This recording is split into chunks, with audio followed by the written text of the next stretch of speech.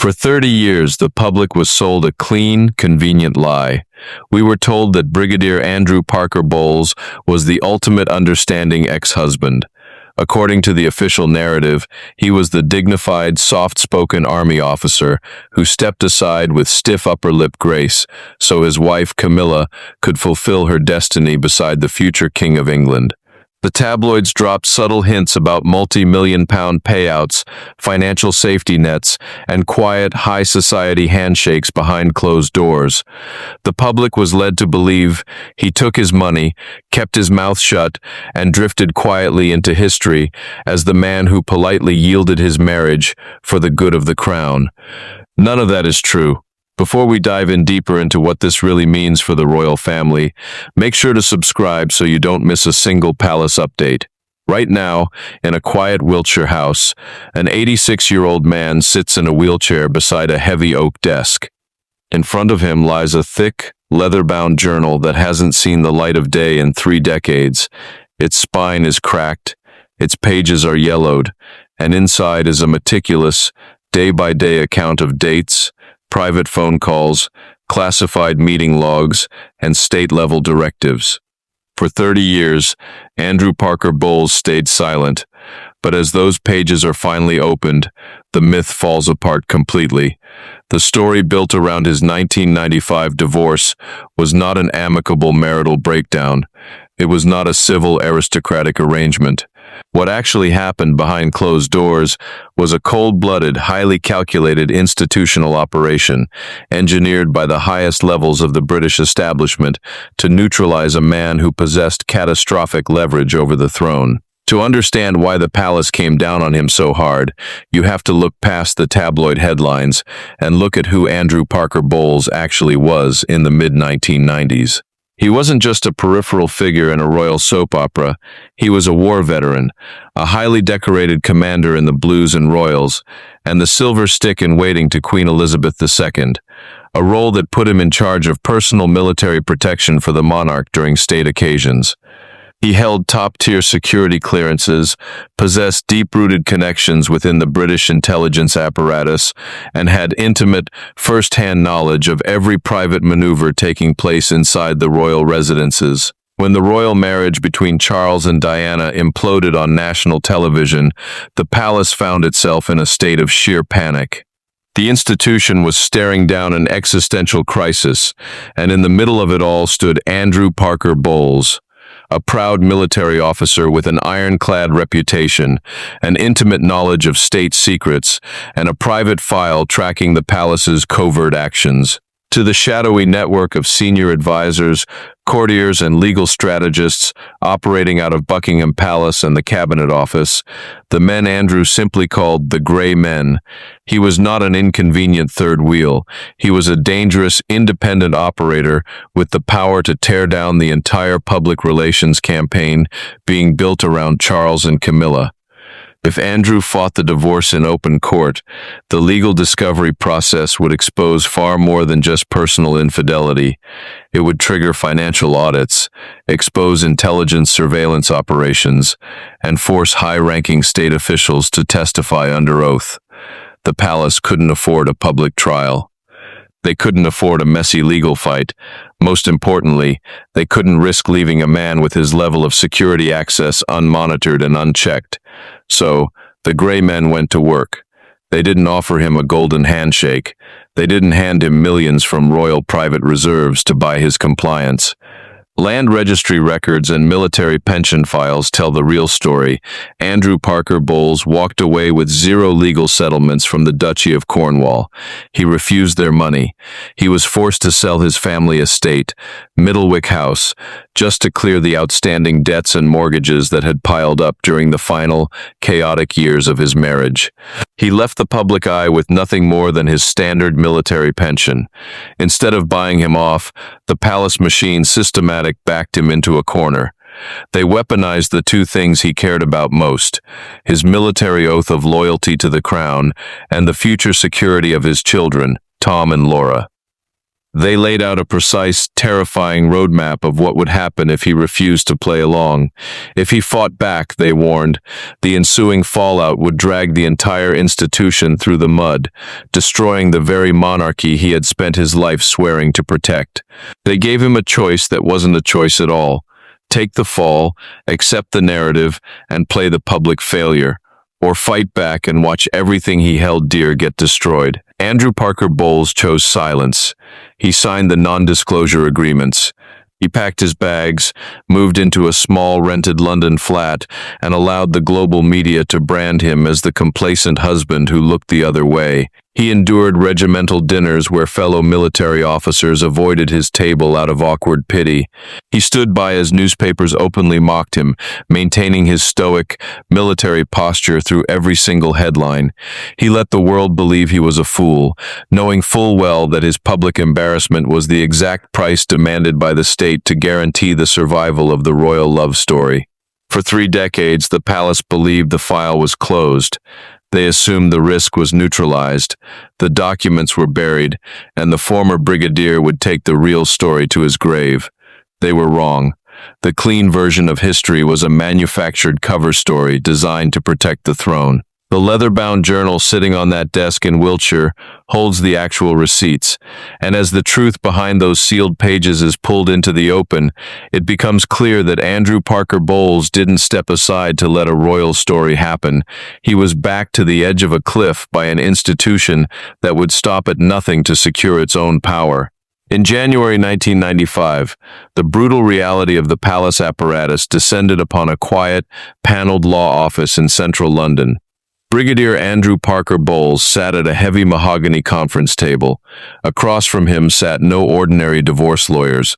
The room was packed with senior palace courtiers, crown legal advisors, and high-ranking establishment fixers, the elite guard of the British monarchy. On the table between them lay a crisp stack of legal documents, the final divorce petitions ending his 22-year marriage to Camilla. Attached to those papers was a standard ironclad non-disclosure clause. It was designed to legally muzzle Andrew for the rest of his natural life, imposing absolute silence under the threat of severe state penalties. The atmosphere in the room was cold, clinical, and oppressive. Outside those doors, the public narrative was already set in stone. Prince Charles had gone on national television the previous year, confessing his marital infidelity to tens of millions of viewers. In the eyes of the British public, Andrew was the ultimate cuckolded husband, a humiliated figure who had simply been brushed aside. The public assumed this legal meeting was a mere formality, a quiet, civilized wrap-up where a loyal subject would receive a generous financial handshake, a pat on the back from the establishment, and a comfortable exit into retirement. Inside the room, there were no handshakes, no expressions of gratitude, and certainly no offers of wealth. The courtiers did not appeal to Andrew's ego, nor did they offer him comfortable golden parachutes to ease his departure. Instead, they delivered a cold, systematic, two-pronged ultimatum designed to crush any thought of resistance. The first blow was institutional, calculated to shock a man who had spent his adult life serving the realm.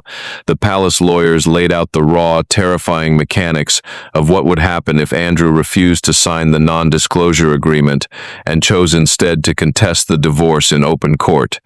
If he fought the proceedings on the grounds of Charles's long-standing affair, his legal team would be legally required to initiate a full discovery process. That discovery process would trigger a mandatory deep-dive forensic audit of the Duchy of Cornwall's private financial accounts to determine Charles's true net worth and assets. The Crown advisors made it brutally clear what that audit would reveal to a British public struggling through a bitter economic recession.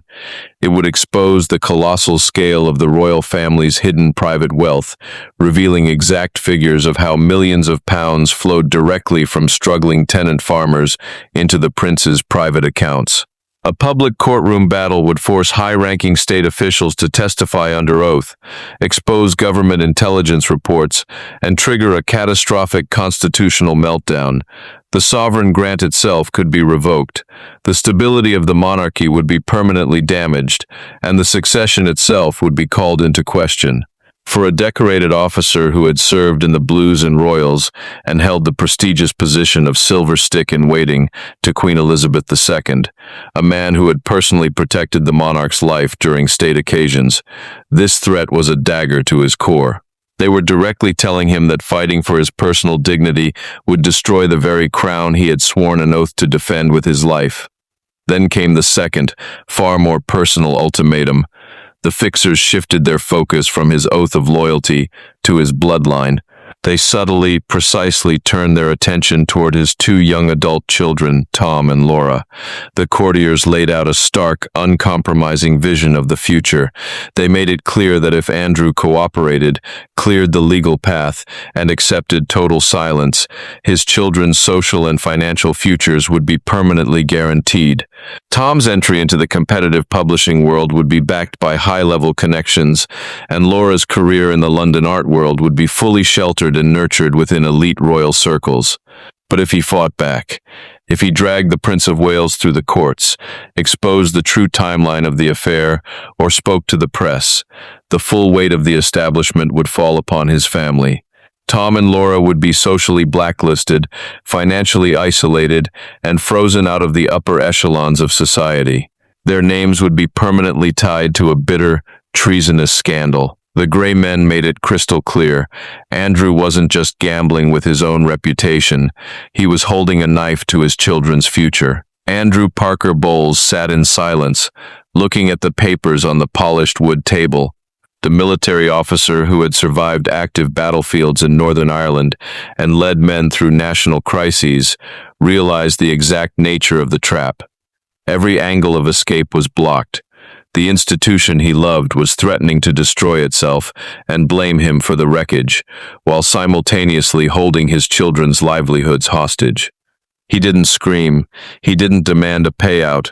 He didn't call for his own legal team to launch a counterattack. In a moment of supreme, tragic self-sacrifice, Andrew picked up the pen and signed his name on the dotted line. By signing those papers, he agreed to become the ultimate villain of the royal narrative. He accepted a lifetime of public ridicule, agreeing to play the part of the weak, complacent husband who looked the other way while his wife was taken by the heir to the throne. He agreed to walk away with nothing but his modest military pension, refusing settlement money so that his children could look at the land registry records years later and know their father had never sold their mother to the future king. Andrew Parker Bowles picked up his hat, stood at attention, and walked out of the law office into the London rain. He had saved the multi-billion-pound financial empire of the British monarchy, secured his children's place in high society, and doomed his own name to 30 years of manufactured disgrace. The financial execution of Andrew Parker Bowles was swift, absolute, and meticulously designed to leave no trace of institutional leverage. In the immediate wake of the divorce, public speculation reached a fever pitch.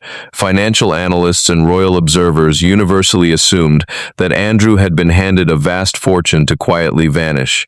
Rumors swirled through London that Prince Charles had emptied millions from the private reserves of the Duchy of Cornwall to buy his compliance, ensuring a frictionless transition for Camilla. Yet, official British land registry records from that spring tell a starkly different story. Andrew Parker Bowles did not receive a single penny from Prince Charles.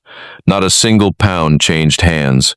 In fact, when palace legal teams presented standard financial compensation packages to cushion his departure, Andrew flatly refused them. He recognized the insidious nature of royal hush money. Accepting a payout would mean transforming his family's personal tragedy into a commercial transaction. He wanted his children, Tom and Laura, to look back at the historical record and know with absolute certainty that their father had not sold their mother to the future King of England. That principled stance cost him everything he owned. Middlewick House, the grand, sprawling Wiltshire estate that had served as his family's home for years, was forced onto the market. The sale was not a comfortable liquidation of assets.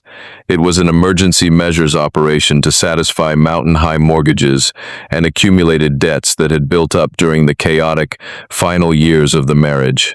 When the moving vans drove out of the estate gates, Andrew was left stripped of his ancestral footprint, holding nothing to his name except his modest, standard-issue military pension. If you are following this deep dive into the hidden machinery of the crown, make sure to hit that subscribe button right now so you do not miss the upcoming chapters of this story. Behind this financial devastation stood one of the most formidable operatives in modern British legal history, Lord Goodman. Operating entirely in the shadows, Goodman was a legendary, feared legal fixer in London who moved through Wiltshire under a false name during late 1994. Crucially, Goodman was not acting on behalf of Prince Charles, nor was he taking orders from Queen Elizabeth. He was deployed by a secretive committee of senior politicians and Crown advisors who had analyzed the monarchy's economic exposure and panicked. Goodman understood that a public, contested divorce trial would be fatal to the Crown's financial structure. At a time when the British public was suffering through a severe economic recession, a court-ordered discovery process would force an unredacted audit of the Duchy of Cornwall's private books.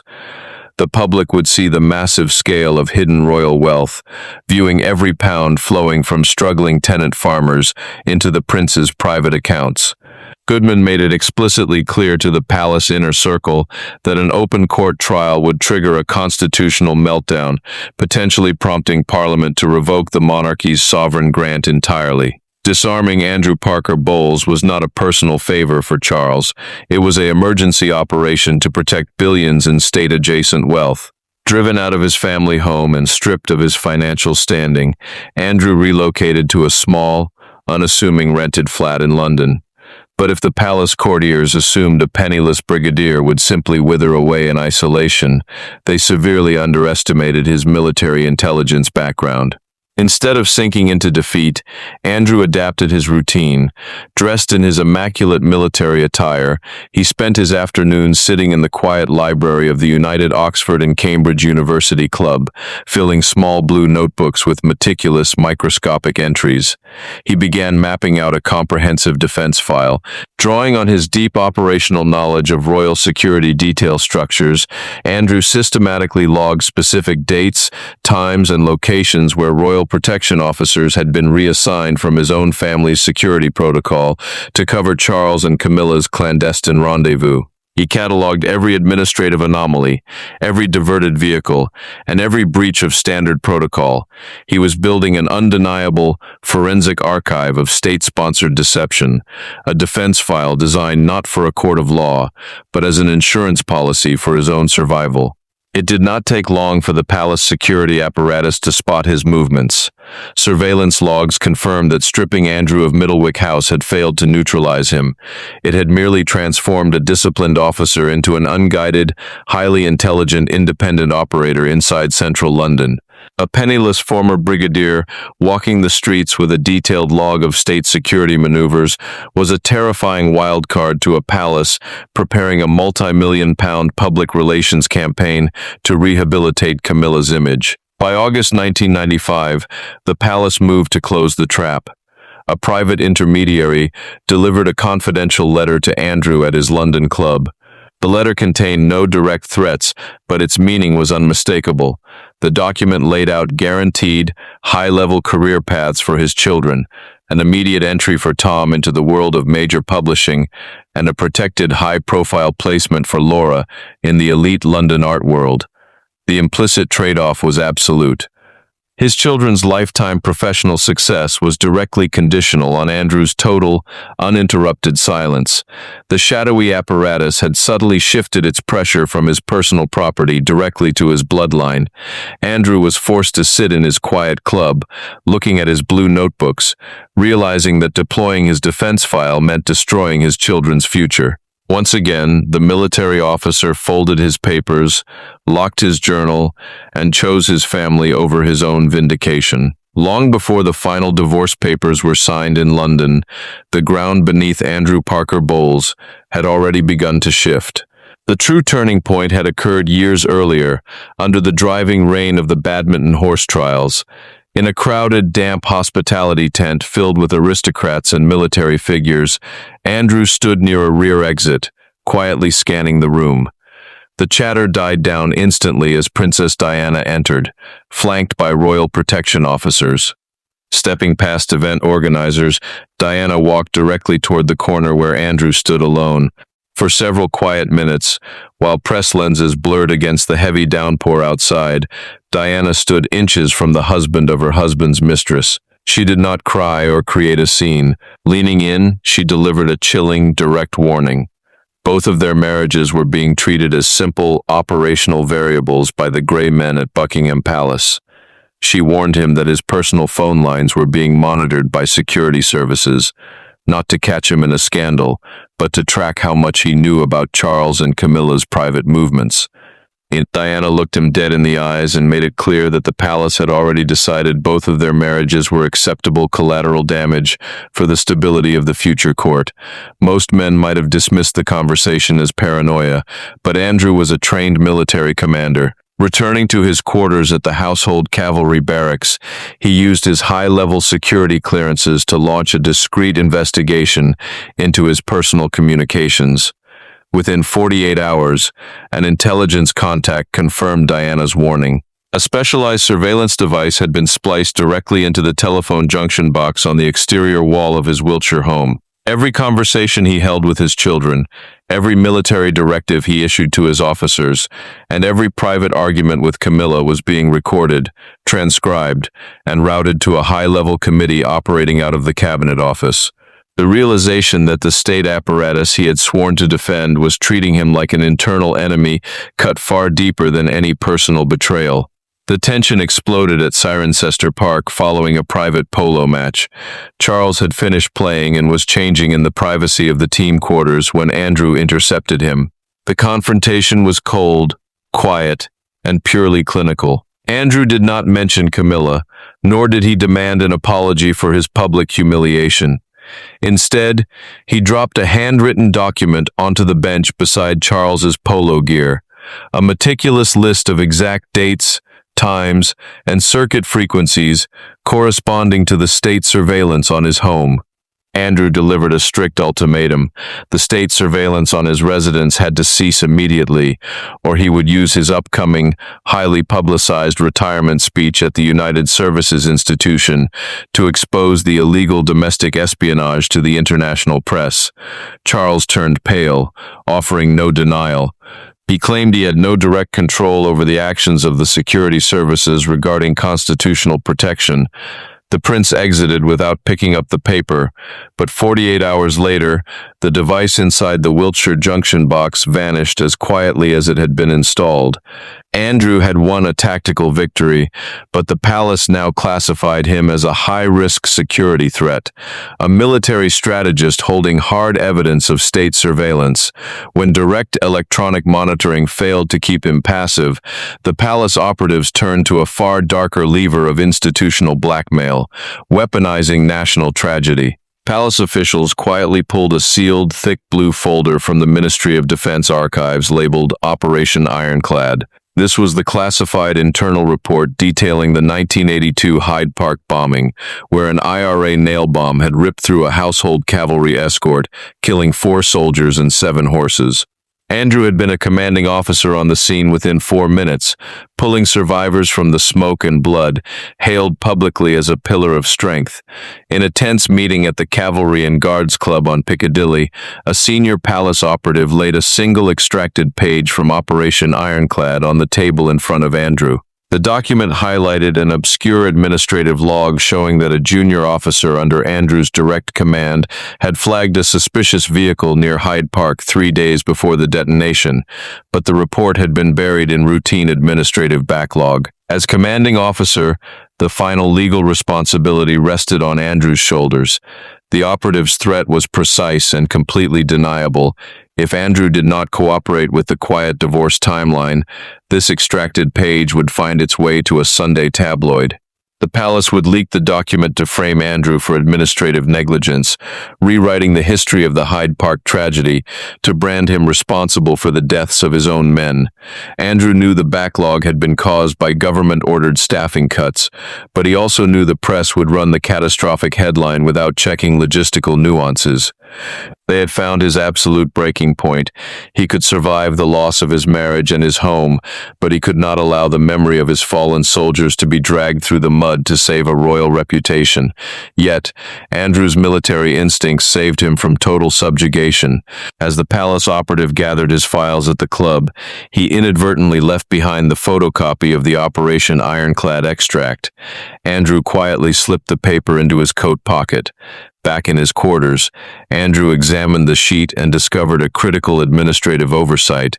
The reverse side bore a faint, digital metadata timestamp. It proved the file had been retrieved and printed from a computer terminal inside the cabinet office on the exact morning Prince Charles had approved his televised confession interview. The link was undeniable. The palace had weaponized the deaths of British soldiers as part of the exact same operational schedule used to engineer his divorce. Andrew locked the time-stamped document inside a secure vault at Household Cavalry headquarters. He had no intention of using it for public blackmail, but it served as his ultimate counterinsurance. The state had used his military loyalty against him, but the physical existence of that timestamp meant the palace could never completely breathe easy, leaving a permanent paper trail that proved the crown's victory was bought through cold-blooded coercion. By February 1996, the final terms of the silent contract were fully executed. Andrew Parker Bowles stood at the altar of the Chelsea Register office in a plain gray suit, marrying Rosemary Pittman in a brief, unpublicized ceremony. The media framed the marriage as a quick rebound, an aging bachelor moving on after a high-profile divorce. In reality, the wedding was the direct outcome of a covert arrangement struck months earlier over lunch at the Turf Club with Mark Shand, Camilla's brother. Mark had delivered an explicit message from Highgrove. Prince Charles needed Andrew settled into a quiet, conventional life before the palace could launch its long-term public campaign to position Camilla as his official partner. If Andrew remained a single, bitter divorcee, the press would continue to use him as a weapon against the royal couple. The transaction was straightforward.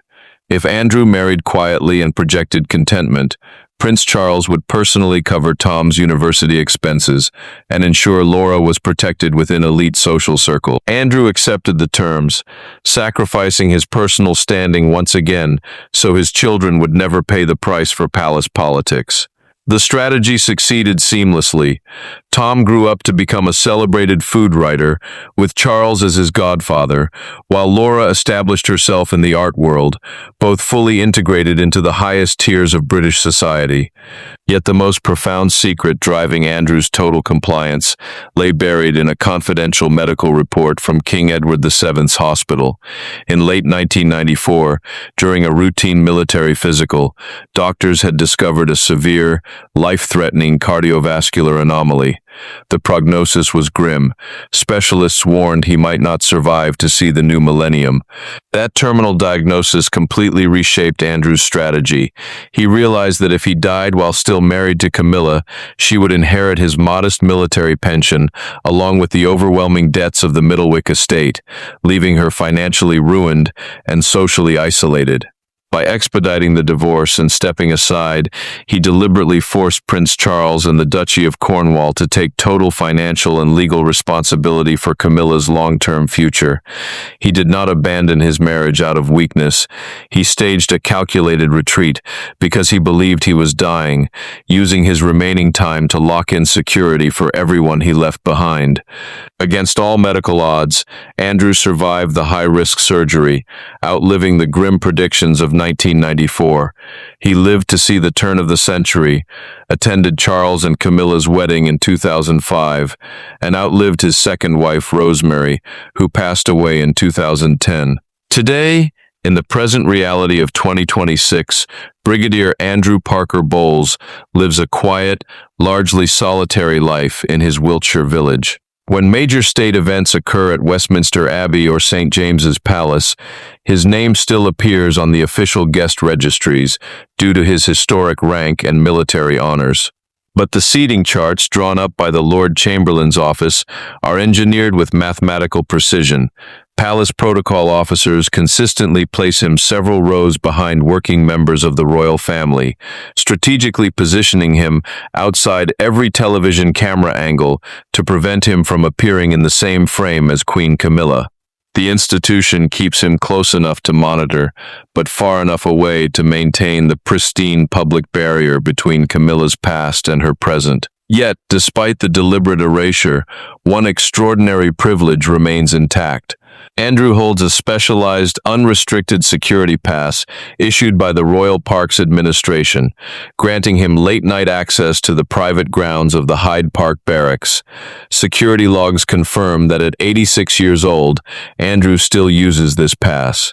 Long after dark, when the public tours have ended and the horses are resting in their stalls, the retired brigadier walks quietly through the military compound. He checks the tack rooms and speaks softly to the young troopers on duty. The palace security apparatus tracks his entry and exit times on closed-circuit monitors, fully aware that he poses no threat to the crown. He returns to the barracks late at night because it is the one place left in England where his name still carries its original honor, far away from the multi-billion-pound institutional machine that stripped him of his estate, his marriage, and his history. Andrew Parker Bowles gave up his public reputation, his home, and his legacy to protect his children and preserve the stability of the British throne. He chose a lifetime of silent dignity over a multi-million-pound media circus, carrying some of the crown's darkest secrets behind closed doors for over 40 years. If you found this deep dive into the latest Palace update compelling, make sure to hit that subscribe button, like this video, and turn on notifications so you never miss our upcoming investigative breakdowns. Now, we want to hear from you. Leave a comment below and tell us what you think. 1. Do you believe Andrew Parker Bowles made the right choice by sacrificing his personal reputation to protect his children's future? 2. If you were in his position, would you have accepted total silence, or would you have exposed the state surveillance and institutional pressure to the public? 3. Does learning the true mechanics behind the 1995 divorce change how you view the modern British monarchy today?